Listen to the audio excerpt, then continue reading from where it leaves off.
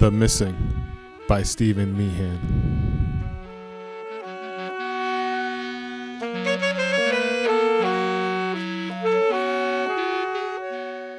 Keldon brought his radio to his mouth as he walked up the hill.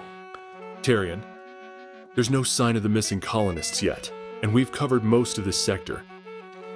Over the radio, Tyrion's voice crackled with a mix of frustration and weariness. Kel, during the last few months, we've dealt with everything from giant wolves to dragons. I want you to find our people. Keldon paused atop the hill, scanning the dense forest below as his team spread out. It's not just the predators, Tyrion. It's everything. These creatures, these monsters, they're things straight out of our myths. It's getting under my skin. Despite the dangers from those legends, Tyrion said, his voice softening, our livestock has thrived, and our crops have taken root in this strange soil. We've established a thriving Larian colony. However, some of our colonists have vanished. Keldon checked the power settings of his rifle and sighed. I'm not suggesting we abandon them. However, it's been a week since the last trio vanished, and that's ignoring the handful who disappeared shortly after the crash. You're searching for more than the colonists. I know. Keldon said, scratching behind his ear. We're also hunting for the materials required to repair the critical components of the ship, like our communication system. If we can repair that... Yet, even if we find the material, Keldon said, closing his eyes as he clutched his rifle to his chest, the tech who could repair the array is one of the missing colonists. That's why we're still searching, even with little to show for it. Keldon released his rifle as he pinched the bridge of his nose. He drew in several deep breaths as his head shook back and forth. Have the other groups reported yet? Not yet. And honestly, if we have found nothing by the end of the day... Tyrion's voice dropped as if he refused to admit what he needed to say. Roger that, Tyrion. I understand. I'll report back about an hour or two before the sun sets. Leave yourself plenty of time to return. I always do, Tyrion. Keldon switched channels on his radio, and he picked up the tail end of his team's conversation. Found something. Keldon spun about and raced downhill, asking, Who's that, and what did you find? Engrim, sir. And I found another strange creature strolling through the forest. With a sigh, Keldon's pace slowed as he scowled. We're not looking for the local wildlife. We're searching for our colonists or the materials to fix the ship. It's not wildlife, sir. Ingram's voice was tense. It's humanoid, I think.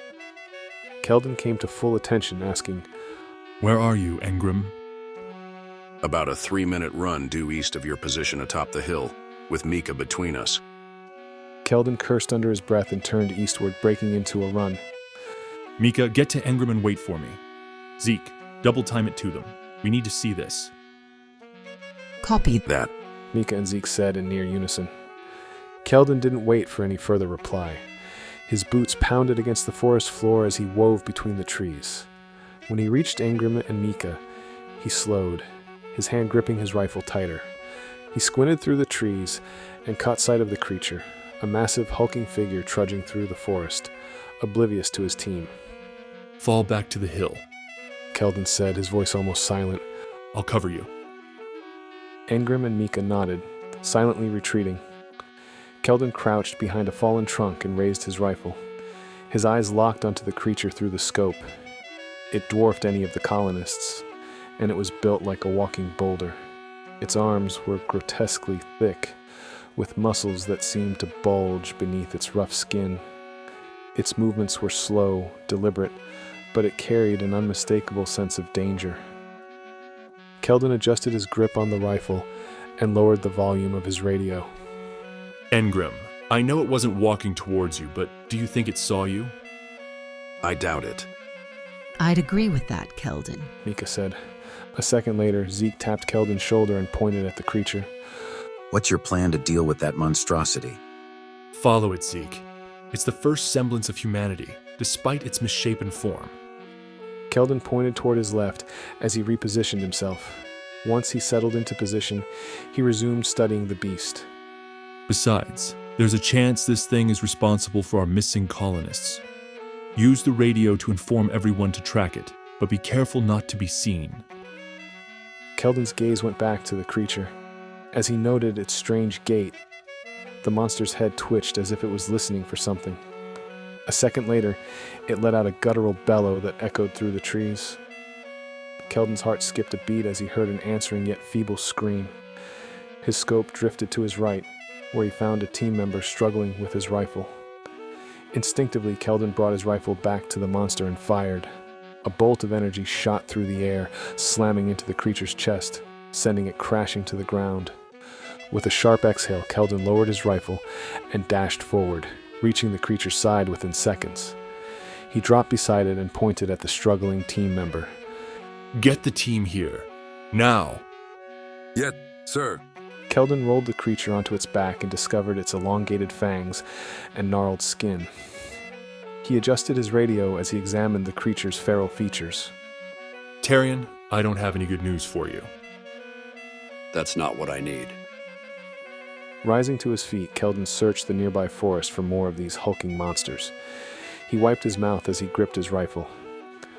Unfortunately, that's all I got. Grab a skimmer. A verbal description won't suffice.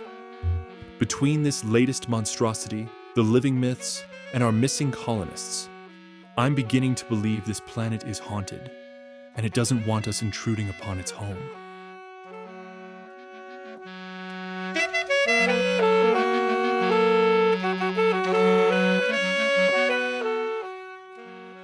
With that, our story concludes. I hope you've enjoyed today's reprieve from your daily grind. If you like the vibe, hit that like button, drop a comment, and subscribe if you haven't already, because every bit helps get this channel spread to those who require a momentary chance to unwind. I'll see you for the next tale, my friends.